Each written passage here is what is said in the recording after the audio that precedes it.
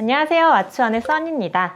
네, 레드와인의 왕이라 불리는 까베르네 소비뇽은 아마도 지구상에서 가장 유명하고 흔하게 볼 수 있는 와인 양조용 포도일 텐데요. 마트에서도 이 품종의 와인을 가장 많이 볼 수 있어서 처음부터 자연스럽게 접하게 되는 친근한 품종인 것 같습니다. 그 중에서도 프랑스의 보르도, 미국의 캘리포니아, 칠레 등지의 와인이 유명해서 이 지역의 레드와인을 사면 높은 비율로 까베르네 소비뇽을 와인을 만날 수 있는데요. 까베르네 소비뇽은 어떤 품종이고 반드시 마셔봐야 하는 와인과 또 어울리는 음식은 뭐가 있을까요? 네, 까베르네 소비뇽 포도는 알이 좀 작고 껍질이 굉장히 두꺼운데요. 이 두꺼운 껍질과 씨에서 우러난 강한 타닌과 진한 색상이 특징이라고 할 수 있습니다. 적당한 산도와 미디움 바디에서 풀바디에 이르는 와인까지 만날 수 있고요. 이런 강한 타닌과 이 적당한 산도로 인해서 와인의 장기 숙성이 가능합니다. 이를 바꿔서 말하면 숙성되면서는 훌륭한 와인이 될 가능성이 무궁무진하지만 서늘한 지역에서 재배되거나 타닌이 잘 익지 않은 와인은 어릴 때 마시기엔 좀 힘들 수도 있습니다. 즉 만든 지 한 1, 2년 정도 된 와인은 짙은 보라색을 띠고 숙성되면서 자주색 그리고 벽돌색으로 변하게 되죠.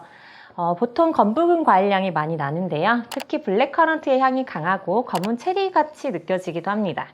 피망의 매운 향, 민트, 연필을 깎고 나서 느낄 수 있는 흑연이라고 표현하는 향도 느껴집니다. 당연히 생산 지역에 따라서 맛의 차이가 생겨나겠죠. 그리고 간혹 와인에서 피망이나 으깬 나뭇잎 같은 파릇한 향이 느껴지는데요. 이를 허베이셔스하다고 표현합니다. 덜 익은 포도에 있는 피라진이라는 화합물 때문으로 알려져 있고요. 까베르네 프랑에서도 유사한 향을 느낄 수 있습니다. 또 가장 유명한 까베르네 소비뇽의 특성 중에 하나는 오크통에서 와인이 발효나 숙성될 때 더 매력적으로 변한다는 점인데요. 포도 고유의 높은 타닌을 부드럽게 해주는 효과 외에도 바닐라나 삼나무, 토바코, 담배죠.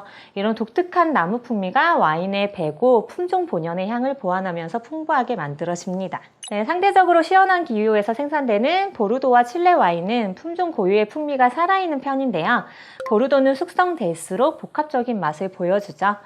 누군가 새 가죽 가방에 검은 체리를 채우고 짓이기는 향이다 라고 표현한 적도 있는데 이런 보르도의 까베르네 소비뇽은 과일보다는 흑연, 제비꽃, 담배 같은 허브와 꽃향을 풍깁니다.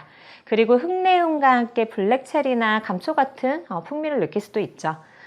따뜻한 기후의 캘리포니아 와인은 잘 익은 타닌과 당도로 또 부드럽고 높은 알코올 도수를 지닌 풀바디한 와인이 많습니다. 그리고 품종 자체가 열매도 많이 맺는 편이고요. 수확량이 많은 편인데요.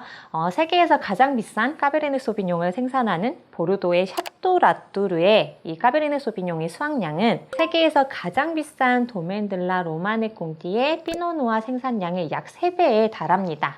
프랑스 보르도에서 시작해서 거의 전 세계로 퍼져나간 이 품종은 원래 세상엔 존재하지 않던 품종인데요. 와인 연구로 유명한 대학교죠. 캘리포니아의 UC 데이비스 대학의 연구에 따르면 까베르네 소비뇽은 17세기 프랑스 남서부에서 까베르네 프랑과 소비뇽 블랑이라는 품종이 자연 교배되면서 탄생한 품종이라고 합니다. 그래서일까요? 왠지 마시다 보면 각 품종의 특징이 느껴지는 것 같기도 합니다. 여러분 와인 라벨에 까베르네 소비뇽이 적혀있는 와인들을 쉽게 볼 수 있는데요. 당연히 까베르네 소비뇽 100%로 만든 와인도 있지만 모두 다 이 한 가지 품종으로 만들진 않습니다. 각 지역의 법규에 따라 다르지만 대략 7-80% 이상이 까베르네 소비뇽이 섞였다는 것을 의미하기도 하죠. 오히려 까베르네 소비뇽만으로만 만드는 와인들이 더 드물고요. 조화로운 맛을 위해서 메를로나 까베르네 프랑 같은 품종을 혼합해서 생산하는 경우가 더 많습니다.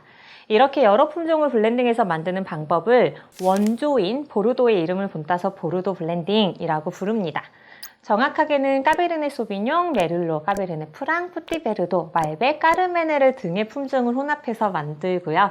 여러 품종의 특징이 어울려지면서 복합적인 맛을 내게 되죠. 일반적으로 메를로와 까베르네 프랑이 가장 많이 사용됩니다.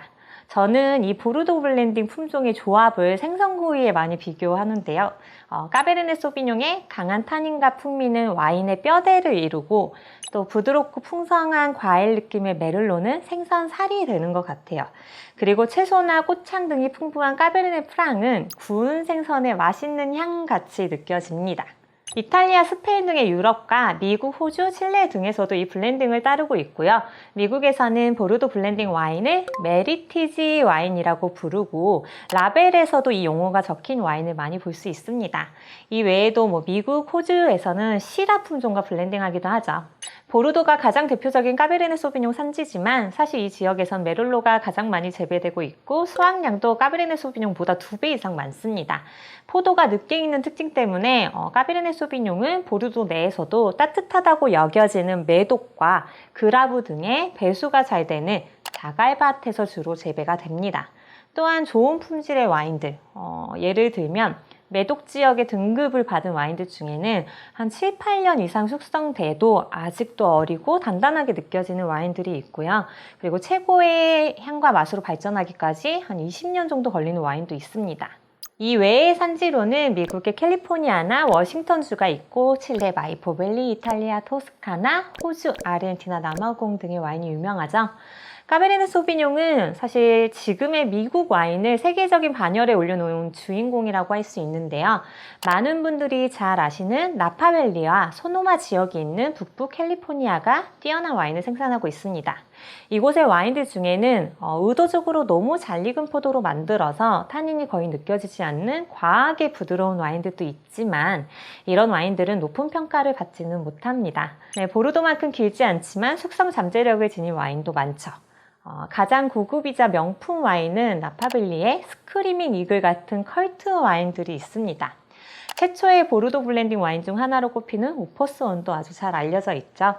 워싱턴주는 캘리포니아에 비해 생산량이 많이 적지만 강한 과일향이 나고 산뜻한 산도를 지닌 가성비가 엄청 좋은 와인을 생산하고 있습니다. 참고로 콜롬비아밸리 지역이 가장 잘 알려져 있죠. 칠레의 까베르네 소비뇽은 전설적인 스토리가 있는데요. 약 150여 년 전에 유럽의 포도밭에 필록세라라는 해충, 정확하게는 진딧물이죠. 이 진딧물이 덮쳤을 때 포도나무가 죽고 밭이 황폐화되던 무서운 시기가 있었습니다. 한동안 포도 재배는 생각조차 할 수 없었던 시기였는데요. 이때 상류층의 사랑을 받던 와인과 꼬냑을 구할 수가 없어서 위스키와 맥주가 그 자리를 대신하기도 했죠. 이 해충만 없앨 수 있는 방책을 찾다가 이 해충과 공생이 가능한 미국산 포도나무 뿌리에 유럽산 포도나무 몸통을 접붙이기해서 심는 방법을 고안해냅니다. 대부분의 와인 산지들은 아직까지도 이런 방식으로 와인을 생산하고 있습니다. 하지만 칠레는 필록세라가 창궐하기 전에 수입한 프랑스의 포도나무를 지금까지 재배해 올 수 있었는데요.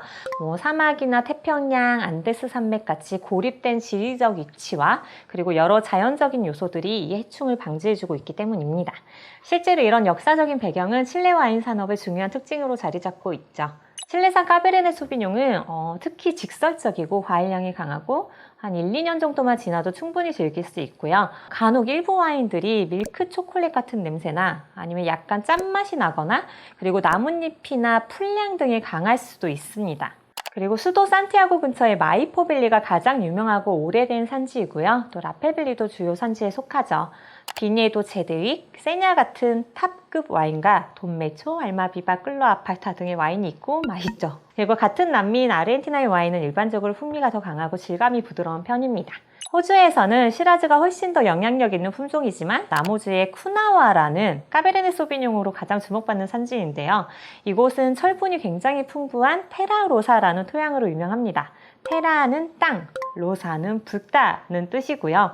토양 속 철분이 산화되면서 붉은색을 띠게 되고 이런 흙에서 유래된 이름입니다. 대표적인 와인들은 펜폴주와 윈즈, 쿠나와라 에스테이트의 와인들이 있습니다. 까베르네 소비뇽과 시라즈를 블렌딩해서 만드는 까베르네 시라즈 와인은 호주의 특색 있는 스타일이고요. 레이블에서 까베르네 시라즈라고 적혀 있는 걸 보면 까베르네 시라즈란 품종이 있는 게 아니라 까베르네 소비뇽이 더 많이 들어간 시라즈와 블렌딩 와인이구나 라고 생각하시면 됩니다. 마지막으로 보르도에 비교되기도 하는 와인 산지이죠. 이탈리아의 토스카나에서 까베르네 소비뇽은 가장 획기적인 와인을 만드는 품종에 속합니다. 톡착 품종인 산지오베제와 까베르네 소비뇽을 블렌딩한 스타일을 만들어 왔는데요. 사시카이아라는 와인으로 대표되는 슈퍼 투스칸 와인들이 너무나 유명하죠. 토스카나는 보르도와 캘리포니아에 이어서 지구상에서 세 번째로 까베르네 소비뇽을 가장 잘 표현한다는 평을 받기도 합니다. 토스카나의 와인은 단단한 구조감, 뚜렷한 풍미, 숙성 잠재력까지가 특징이죠. 그럼 까베르네 소비뇽은 어떤 음식과 즐겨야 할까요? 까베르네 소비뇽의 강렬한 와인 맛이 가볍고 섬세한 음식 맛을 압도할 수도 있고요. 알코올 도수가 높은 와인은 특히 매운 음식과는 상극입니다. 네, 고추의 이 캡사이신의 매운맛이 알코올로 더 강하게 느껴지고요. 뜨거운 음식의 경우에는 타닌의 쓴맛을 더 강조하게 되죠. 이와는 좀 반대로 후추같이 달콤한 매운맛은 이 와인과 아주 잘 어울리는데요. 그래서 후추를 뿌린 구운 소고기나 크림 소스의 음식같이 기름진 음식을 가장 추천합니다. 지방과 단백질이 타닌과 결합하면 거친 맛을 중화시키고 과일 풍미를 훨씬 더 증폭시켜주기 때문이죠. 간장 소스의 불고기, 갈비찜, 캠핑 가서 먹는 그릴 고기 요리, 그리고 햄버거, 피자 등도 어울리고요. 치즈는 숙성된 체다 치즈를 추천드립니다. 네, 매년 8월 말에는 까베르네 소비뇽 와인을 즐기는 까베르네 데이가 존재하는데요. 샌프란시스코에서 시드니에 이르는 주요 도시에서 대규모 와인 테이스팅이 열리기도 합니다. 후에 기회가 되면 참석해 보시길 바라면서 지금까지 왓츠원의 써니였습니다.